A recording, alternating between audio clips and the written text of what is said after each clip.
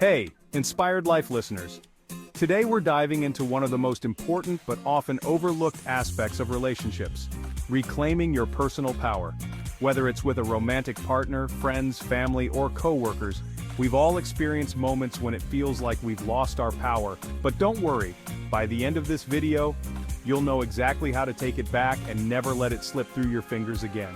So buckle up because this is going to be engaging, fun, and maybe even a little uncomfortable in the best possible way. And trust me, you'll want to stay till the end because I've got a bonus tip that might just change how you approach every relationship in your life. The myth of self-sacrifice in relationships. Let's start with a myth we've all bought into at some point. Good relationships require self-sacrifice. Sounds noble, right? But here's the kicker. It's also a trap. When we constantly sacrifice our needs, we lose touch with our authentic selves. And what happens when you lose yourself? You give up your power.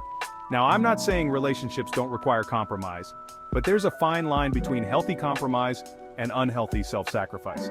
If you feel like you're always bending over backward to keep the peace or make someone else happy, it's time to reclaim that energy and redirect it to a more balanced dynamic. Engagement break. Think about a time when you said yes when you really wanted to say no. How did that feel afterward? Drop it in the comments and let's keep it real. Step 1. Identify where you've given away your power. The first step to reclaiming your power is knowing where you've given it away. This could look like constantly agreeing with someone to avoid conflict, feeling responsible for their emotions or happiness, putting their needs before your own every single time. When you identify these patterns, it's like turning on a light in a dark room. Suddenly, you can see where you've been operating on autopilot, and it gives you the chance to flip the switch. Step 2. Set clear boundaries and stick to them. This might sound like Relationship 101, but you'd be surprised how often we let our boundaries slip. Setting boundaries is more than just saying no. It's about defining what's acceptable to you and communicating that clearly. Now, I know the word boundaries can make some people cringe. It sounds rigid, right? But here's the thing, boundaries are actually the most compassionate thing you can give yourself and the people in your life. Without them, resentment builds, and nobody thrives in a relationship full of unspoken frustrations. Pro tip: use I statements when setting boundaries. For example, instead of saying, "You always make me feel," say, "I feel disrespected," when it's less accusatory and more likely to lead to constructive conversation. Step 3. Master the art of non-attachment. This might sound a bit zen, but stick with me. Non-attachment doesn't mean you don't care about the relationship.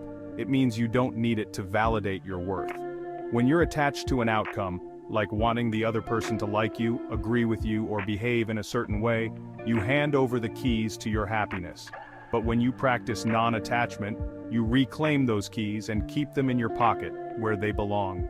Non-attachment frees you from overreacting, taking things personally, or feeling controlled by someone else's opinions or actions. You get to maintain your peace, regardless of the external drama. Engagement break. Anyone ever felt lighter after deciding not to let someone else's mood ruin your day? Drop a yes in the comments if you've mastered this, or a working on it if you're still getting there. Step 4. Speak your truth, even when it's uncomfortable. If you want to reclaim your personal power, you have to get comfortable with discomfort. Speaking your truth is scary because it makes you vulnerable. But here's the thing, vulnerability is where true power lies. Whether it's telling someone how you really feel, standing up for yourself, or simply expressing your needs, speaking your truth reclaims the parts of you that you've been suppressing. And when you do this consistently, people start to recognize that you value yourself, which means they'll start valuing you too. Step 5. Prioritize self-care like it's a non-negotiable. Here's the bonus tip I promised you, and it's a big one. Ready? Self-care is not selfish, it's essential. When you neglect your own well-being, you weaken your foundation, which makes it easier for others to knock you off balance. Start making self-care non-negotiable, whether it's spending time on hobbies, getting enough rest, or practicing mindfulness.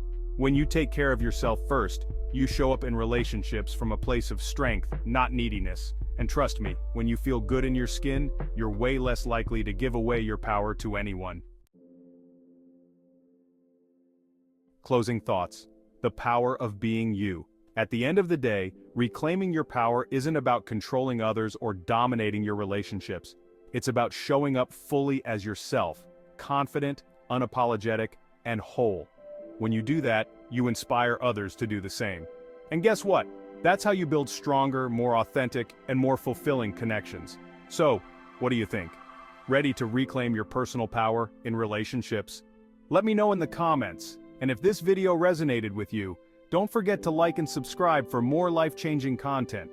Until next time, keep living that inspired life.